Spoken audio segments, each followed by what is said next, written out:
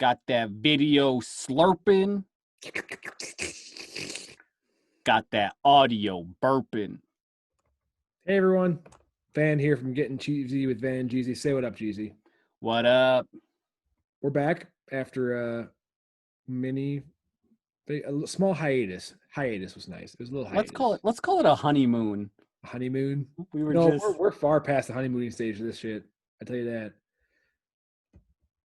let's call it a honeymoon. Let's get right into it. Huge thanks to Ram Jam reaching out to us on the cheese line again because I think he's the only one that knows our number. 980 224-3399 9802 Cheezy with the Z in case anybody wants to call, text, whatever. Hit us Anyways, up. he let us know right when it happened that George Kittle of the San Francisco 49ers got a huge contract extension, 5 years, $75 million. When you got the man, you pay the man. And he is, I mean, without a doubt, best tight end in the league, in my opinion. This says that he's got 40 million guaranteed for injury and 30 million guaranteed at signing. Wow. Crazy. But worth it, right? I mean, did you know he's from Madison, Wisconsin? I did not know he was a Wisconsinite. Yeah. Also, he did like a mic'd up thing with the NFL. Dude's funny as shit. He just like, I don't know if he's doing it on purpose, but like total Uper accent. Like, oh, you're throwing me the ball, eh? Oh, okay. His other thing too is every single day. Hey man, did you know it's National Tight End Day? Oh man, it's National Tight End Day. What? Every single game. Good for him. I mean, he's the best tight end in the league. So good for him. Is there a National Tight End Day? There's a National Appreciation for Black Cats Day, which is today, August 17th. You just made that shit up right Google now. that shit. Google it right now. Mike, Sully, Jeezy doesn't believe you. He doesn't appreciate you guys wherever you are in the house. I have 2 black cats. Mike and Sully, he doesn't believe you. Look it up. August 17th is National Black Cat Appreciation Day, according to 8newsnow.com. KLAS, your local news. Class. We're not affiliated with KLAS. You apologize to Mike and Sully. Mike and Sully, wherever you are in the Black Cat universe, I'm sorry. They're in my house somewhere. All right. Hard segue. Deion Sanders is leaving the NFL Network. Did you know he was the longest tenured host there? I did not know that. That seems odd. Since when? I had no idea. I was like, I guess Deion Sanders has been talking football for a long time, but I didn't realize he's been a host that long.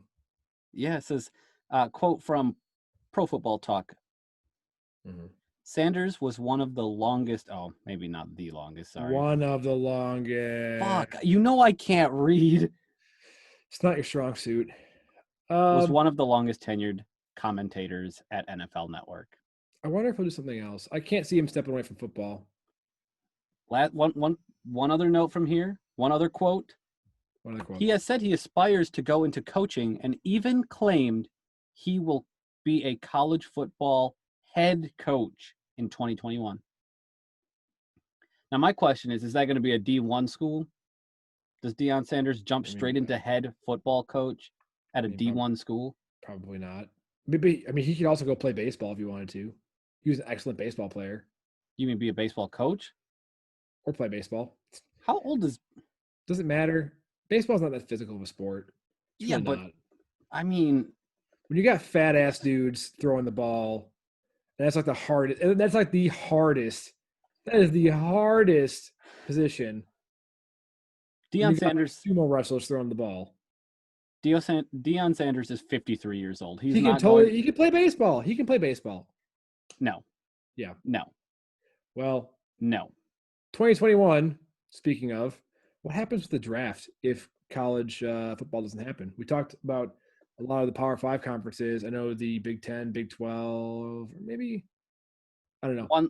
Go ahead.